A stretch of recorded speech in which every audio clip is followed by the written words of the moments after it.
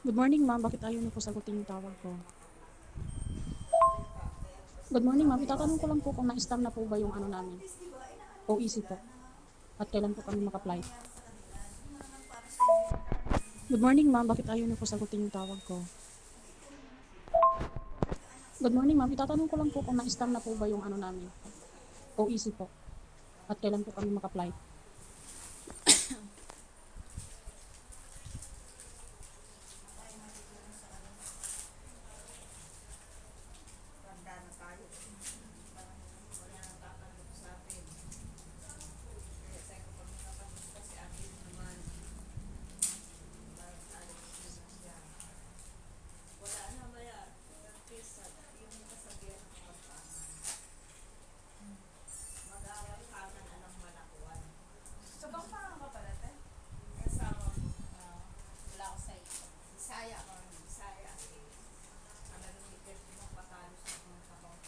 Pero nakakapag ano ka na ba sa pagsalita? Ay, doon kami nakapira mula hindi upo. Hanggang ngayon, Kabisado. Nanay ko Kapampangan. marunong ako magkapampano. Doon ang bahay namin, nag-uwi. Mm. Pag nag-iip ako, nag-uwi. Saan kayo sa Pampanga, te? Tapos yun, Okay, so. may lubog. Lubaw. Wagwa. Gitna ng lubaw. Ay, ito ma'am. Kailan kaya ang makawalis ma'am? Dito kasi yun, ngayon, di ba after ma-process yung mga, ano, dapat for OEC na kayo, kaso nga hindi pa ma-process ang OEC dahil may compliance ang ang Billboard, may compliance sa DMW, mga reporting. Oh. So ngayon, pag naayos yun, saka man pwede ma-process ang OEC dahil nakahold na yun ang process yung Billboard. Wala silang napapaalis, wala napaprocess ng OEC dahil sa compliance sa DMW. Yun yung reason bakit hindi ma-process yung OEC ninyo. So dapat kayo ina-process ng OEC. Saka di ba walang di ba may gera, kailan na tayo nagpaalis? Nung kinaano lang. Ngayon, nung natapos nung pwede na magpaalis na, nagpa-process ang OEC ninyo. May compliance ang Billboard sa DMW na may mga yung report dati ng mga pinaalis na worker, dapat na-submit kung ano mga status. Ayun na i-submit na raw, doon naghihintay na lang ng ulit na maging okay kung papago na yung mga process. Yun yung reason bakit hindi ko ma-process yung OEC ninyo. Pag na-process ang OEC, di saka kayo makaka-apply. Kasi ngayon walang pinaprocess, naka-hold lahat. Ikaw, kay Sheila, lahat ng mga pending. Lahat yung hindi mo ma-process hanggang hindi nag-okay. Akala ko na naapas doon sa ano ma'am, pagtapos ang alis nila ni Bayo Muslim. Kaya nga, di ba dapat for OEC na kayo? Tapos na kayo sa lahat? Oo. Yun nga hindi price ng OEC dahil nga ang Billboard may compliance sa DMW. Hindi tinatanggap ng DMW ang for OEC kasi nga may pinapatapos pa silang gawain kay Billboard ng mga workers na status. O pag naayos yun, natapos na yun, kaso nga lang hinihintay pa yung decision ng DMW kung pwede na ulit mag-process. Mga kailan kaya yung Hindi namin alam kung ano. Ewan ko this week kung meron ng balita kung pwede na mag-process. Kasi pag na-process yun, di saka kayo aalis. May na-process ang OEC. uwi mo na sana ako. Saan ka uwi? Doon sa tita ko kundi sa brother ko. Tingnan mo, meron ka pala dito sa kabrada, sabi mo wala. Hmm? Dati sabi mo, kaya ka na dyan sa accommodation. Uwi ako ng Mindanao. Uwi sana ako. Alam mo baka magkano ticket ngayon? 10,000 mahigit. Baka pag may ticket nandiyan ka, paalis ka na hindi na makabalik dito sa mahal ng ticket. Hmm? Alam mo yung ticket ni na ni na Trishel galing sa ano ba yun? Saan ba galing yan? Cagayan? Tarlac. Ay, Aklan. 10,000 mahigit. Ang mahal ngayon ng ticket.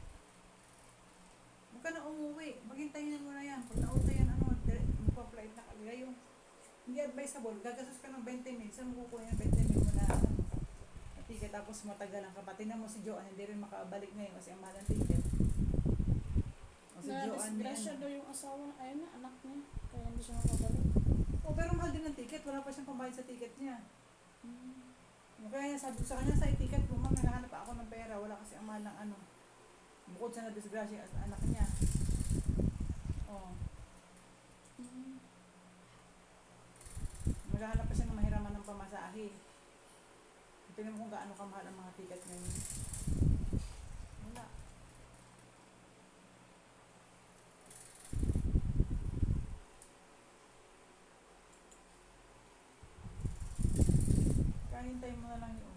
pag magme-message ka kay Georgie, ikaw ay makikipag-usap din, hindi lagi pa makikipag-away. Kasi pangit yung ganun na way.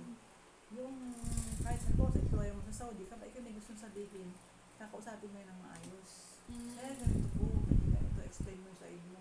Huwag mo lagi kang pagalit. Kasi pangit yun. Halimbawa, amo mo. Paano kung halimbawa, ikaw ay sinalubong mo yung amo mo ng galit ng ganun na salita, tapos ang amo mo mainit din ang ulo at may trabaho. Hindi kayong dalawa, nagsabong na kayo. O, hindi kayo magkakasundo ng amo mo. Kaya pa ikaw, hanggat maaari, emosyon mo, ano mo, pag alam mo hindi ikaw ay nagagalit, saka ka magsalita pag wala ka nang inis sa sarili mo, para hindi ka nakakapagsalita ng pangit. Yun ang ugali mo. Chat lang po ako eh. Kaya nga, yung chat mo kasi iba. Sa iyo wala yun, pero sa ibang tao, pag ako magbabasa ang ibang tao, merong sa kanila ibig sabihin niya, may laman yun.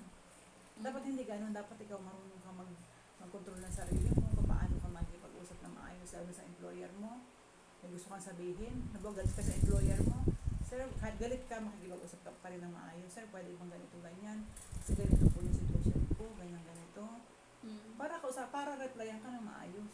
Kasi pag employer mo, mainit ang ulo, tapos sinabihan mo pa ng kung anong salita, kasi galit, magsasalubong kayo. So, pareho kayo hindi magkakasundo. Ganun yun. Kasi sa iyo, feeling mo, wala sa iyo, sa iba yun ay meron dating. Ibabasa mo sa mga kasamahan mo kung anong sa kanila, kung may dating sa kanila o wala. So, kasi ako, binasa ko, may dating sa akin. Binasa si Georgie, lalo na si Georgie. Oh. Kaya yung pagsalita ng ano mo na lagi, yung sa palagay mo ay maayos ba yung pagsalita mo. Kung kayo nagagalit at hindi mo makontrol, saka ka na mag-message pa ikaw hindi nagalit. Kasi iba yung nasasabi mo pa ikaw ay galit. Pag ikaw ay mahupa na ang emosyon mo, nakukontrol mo na yung mga words mo nasasabi. Kaya ganun ang gagawin mo style pag alam mo. Lahat naman tayo may kanya-kanyang problema, pero depende sa pag-deliver mo kung paano mo i-message yung tao. Kaya kahit sa call, paano ka mag-deliver ng message sa tao. Ganun, hindi lang yun dito. Pag sa ibang employer mo, ganun din. Mga ilang days kaya makaalis ka. Hindi, pag naayos ang UIC mo, mabilis na yung kaso nga lang yung ticket ang tahanapan ng booking. Pag naayos naman yan, pwede naman within this month naman. Kasi 15 pa lang. Ang fieldwork dahil ang nag-ano ng stamp sa visa. Oo. Hindi, stamping na lang naman. Kasi baka kasabay mo niya na si ano na. Kaya kasabay mo si Sheila. Sheila, Rodarin, ikaw. Baka iwan ko na to si Joyce. Kung ano. Huwag ka na umuwi at ano ha? Hintayin mo na yan. Kasi ang mga laman ng ticket, yung pera mo, kung may pera, ipadala mo na sa kanila. Kung gusto mo Wala nga. makatulog sa kanila, ipadala mo na lang doon. Ako nga nang hiram sa brother ko. Nasa may brother. Doon sa Mindanao. Kaya may bago kang iPad. Bago ba iPad mo? Hindi naman. Matagal na yun. Mag-aaral ako ng college. Buti hindi nasira yan ang salary kasi nasa tabi ko yan eh. Yung Ay. cellphone lang ang nasira. Yan.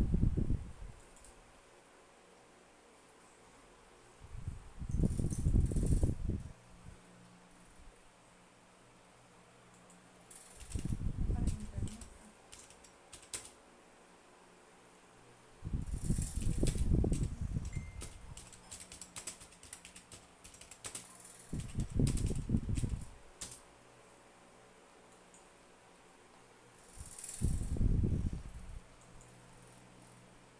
Wala pa tayo, sana meron tayong magpa-record na business. Sana, Mga DH. lahat eh. Caregiver at saka beautician. Nag-post man ako. Urgent. DH. DH.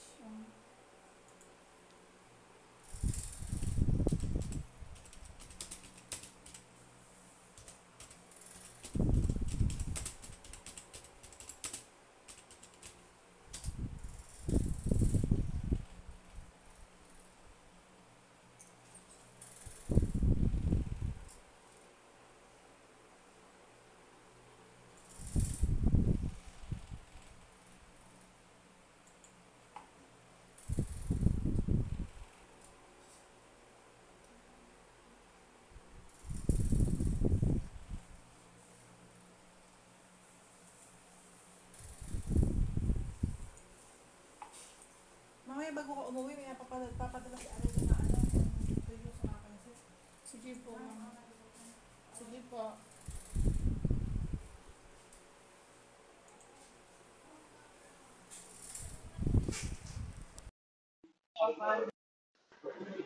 Hello, ate. Yes, ma'am. Ate, ganito yun ha. Makinig ka sa akin. Di ba pinaprocess na nga yung papers mo for OEC na? So, nakita nga doon sa info sheet na may existing OEC ka sa ibang agency, yung last mong in-applyan. So, ang kailangan doon, puntahan mo yung dati mong agency, yung MMS, pa-delete mo yung, o pa-cancel mo yung OEC mo para ma-issue ka ng bagong OEC.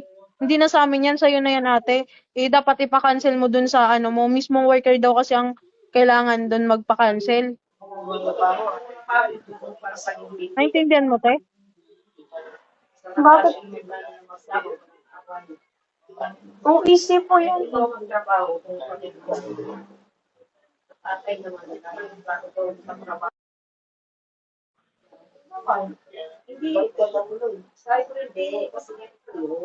Pun- Puntahan mo yun, te, yung MMS. Kasi na-issue ka dun ng OEC eh. Lilipad ka na lang pala dun sa isang agency, hindi mo pa na ano. So, kailangan mo pa-cancel muna yun dun. Sabihin mo, ano, pa-cancel daw po ng OEC ko. Sabi mo gano'n. Tapos, may bibigay na, letter daw dun sa'yo. Tapos, bibigay mo sa amin. Ikaw mismo dapat pumunta dun, te. Parang Kasi hindi yan mapaprocess once na may OEC ka pa sa kabila.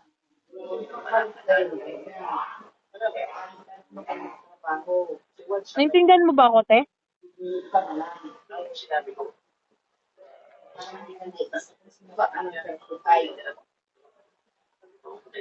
lahat ba talaga ma'am i-cancel na?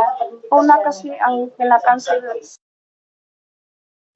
Hindi kasi dito sa Musaned na-cancel 'yon, pero yung na-issuehan ka na nga ng OEC. Ang barin wala namang ano yan eh. Wala namang Musaned 'yun eh. Ang kailangan mo ipa-cancel mo yung existing mong OEC, ate. 'Yun yung kailangan para ma-process na yung OEC mo sa amin. Kasi hindi yan mapaprocess sa amin once na hindi mo pa napapa-cancel dun sa kabilang agency.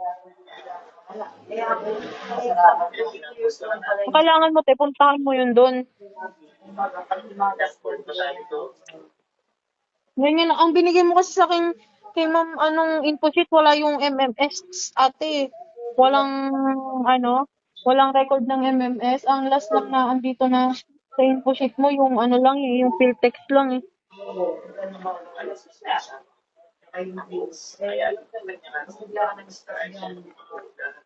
Hindi ba magawa niyo ng Sige, ate, parang pa-delete mo.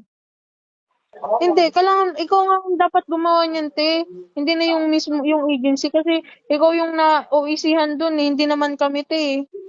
Hindi ka ma-OEC-han sa amin pag hindi mo pinakancel yung OEC mo dun. wala ka dalawang taon na.